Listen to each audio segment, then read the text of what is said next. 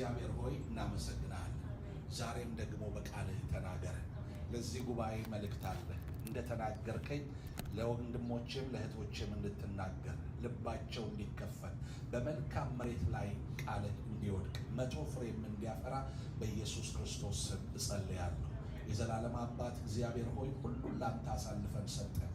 ሕዝብህን የሚያስጨንቅ ሕዝብህን አእምሮውን የሚጨመድድ ማንኛውም የጠላት ፍላጻ በቃልህ ጉልበት የተበተነ ይሁን። እግዚአብሔር አንተ ትልቅ ነህ። የእግዚአብሔር መንፈስ ባለበት በዚያ አርነት አለ ተብሎ ተጽፏል። እግዚአብሔር አንተን እያወቅን ላንተ እየኖርን ካንተ ጋር እየኖርን አእምሯችን መጨነቅ የለበትም። ዛሬ የቃልህ ጉልበት በዚህ ጉባኤ ይገለጥ፣ ኃይልህ ይለፍ። በአንደበታችን ላይ ያስቀመጥከው የቃልህ እውነት በኢየሱስ ክርስቶስ ስም ይንቀሳቀስ። ማትሮፓንቻና ማጋንዶ ሴፕሬለቬዲያ ማሳብ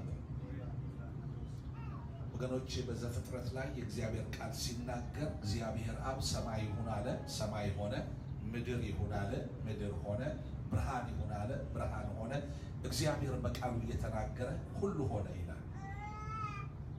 የእግዚአብሔር ቃል ሲናገር የእግዚአብሔር መንፈስ በውሃ ላይ ሰፎ ነበረ ይላል።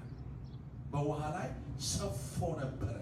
ለምን መሰላችሁ? እግዚአብሔር የብሱንና ውሃውን ስላለየው ይሄ አሁን ዓለምን እያናወጠ ያለው ውሃ ገደብ አልተሰራለትም ነበር። አሸዋ ዙሪያውን አልነበረውም ነበር። ስለዚህ ኃይል ነበረው። ያንን ኃይል ሊቆጣጠር የነበረው በውሃው ላይ ሰፎ የነበረው የእግዚአብሔር መንፈስ ነው። አሜን። አጽንቶ አቁሞት ነበር። ለምን? ውሃ ኃይል ስለነበረው፣ ገደብ ስላልነበረው። አሸዋን ገደብ አደረግኩልሽ አለ ባህሩ ሲናገር ኤርምያስ ምዕራፍ 5 ላይ። ያ ገደብ ስላልተሰራ በውሃ ውስጥ ያለው ኃይል እንዳይንቀሳቀስ የእግዚአብሔር መንፈስ በውሃ ላይ ሰፎ ነበር።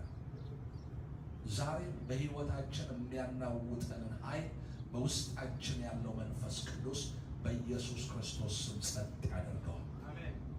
የሚነቀለውን ይነቅለዋል፣ የሚገለበጠውን ይገለብጠዋል፣ የሚወጣውን ያስወጣል።